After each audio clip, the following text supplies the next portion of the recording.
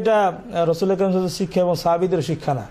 আমাদের ওই ভাইরা যাদেরকে আদর্শ মানে, যাদের কথা বক্তব্যকে তারা দলিল মনে করে বা যাদেরকে নির্ভরযোগ্য মনে করে, এটা তাদেরও বক্তব্য, তাদেরও এটা বক্তব্য যে একাধিক বিষয়ের ক্ষেত্রে কোনো পদ্ধতিকেই ভুল আখ্যায়িত না করা। আমি আপনাকে একটা উদাহরণ দেখাই।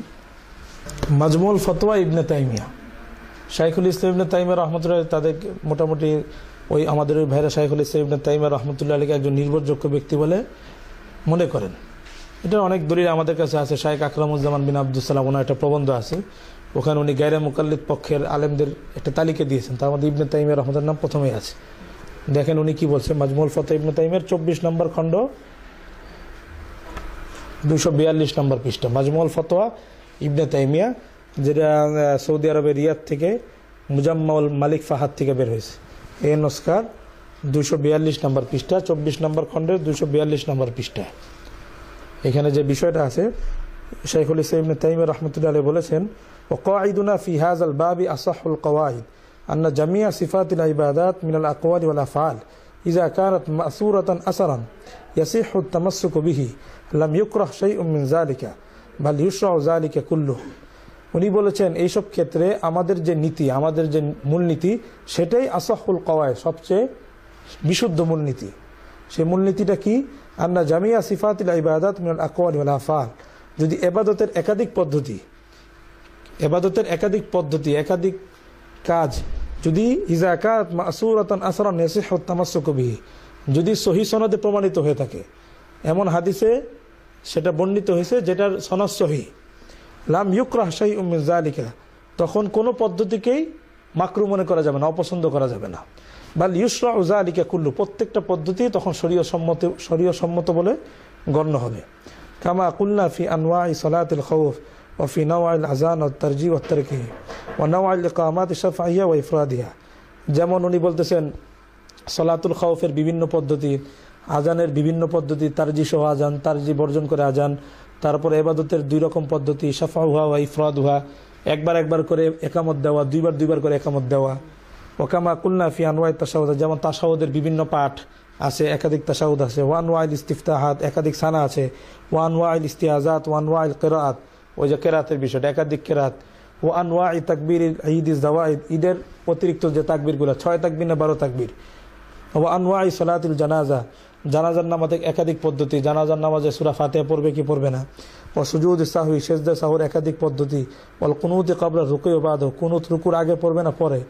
এই যে ইত্যাদি বিষয়গুলো উনি বলছেন, এই সবগুলো শরীয়ত সম্মত পদ্ধতি, যেহেতু সবগুলোই হাদিসে আছে, এই জন্য কোনো পদ্ধতিকে কি করা যাবে না, অপছন্দ করা যাবে না।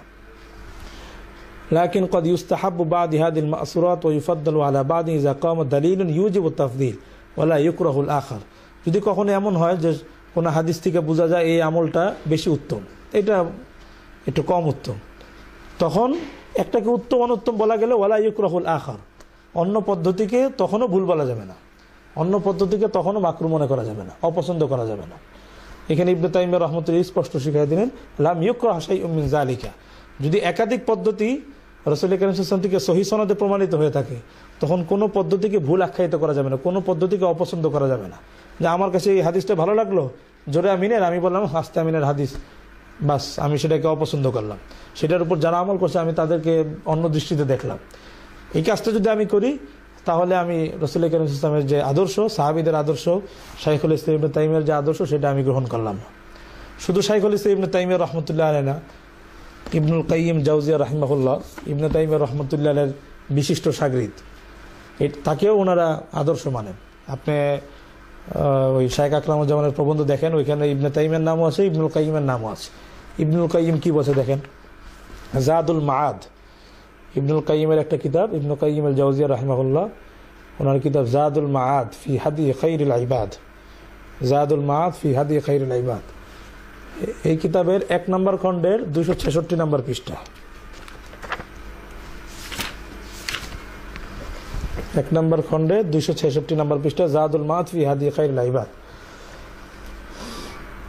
এখানে আছে ওয়ামিন হাদা আইদান জাহরুল ইমাম বিত্তামিন ওয়া হাদা মিনাল ইখতিলাফিল মুবাহ আল্লাযী লা ইউআন্নাফু ফীহি মান ফাআলাহু ওয়া লা মান তারাকাহু।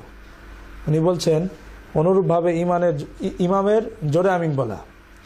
ওয়াহাজা মিনাল ইখতিলাফিল মুবাহ, এই যে জোরে আমিন আস্তে আমিন ফজরের নামাজে কুনুত পড়বে কি পড়বে না, হাদা মিনাল ইখতিলাফিল মুবাহ, এটা বৈধ মতভেদের অন্তর্ভুক্ত। এমন ইখতিলাফ এটা আল মুবাহ, যেটা বৈধ, এই ইখতিলাফকে অবৈধ বলা যাবে না। আল্লাযী লা ইউআন্নাফু ফীহি মান ফাআলাহু ওয়ালা মান তারাকাহু, যে করবে তাকেও ভর্ৎসনা করা যাবে না, তিরস্কার করা যাবে না। ওয়ালা মান তারাকাহু, যে করবে না তাকেও তিরস্কার করা যাবে না।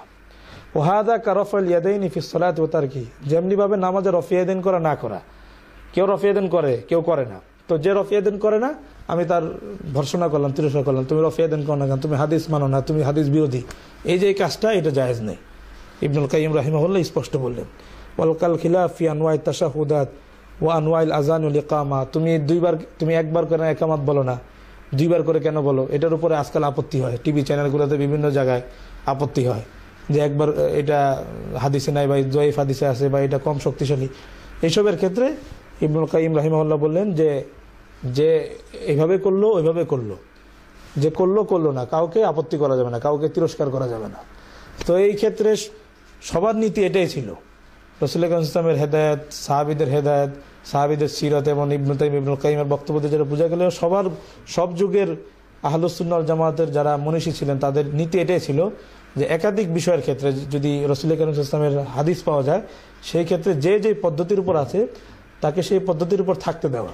যে এলাকায় যে দেশে যে সুন্নাহর উপর আমল হচ্ছে, যে পদ্ধতির উপর আমল হচ্ছে, তাদেরকে সেই পদ্ধতির উপরে থাকতে দেওয়া। তার উপর আরেক পদ্ধতি চাপিয়ে দেওয়া যে ওইটা আমার কাছে বেশি পছন্দনীয় বলে আমি সেটার দিকে দাওয়াত দিতে চাই, এটা শরীয়তের মেজাজ এবং মানহাজ না, সালাফেরও মানহাজ এরকম ছিল না। এবং আরও অবাক হবেন আপনি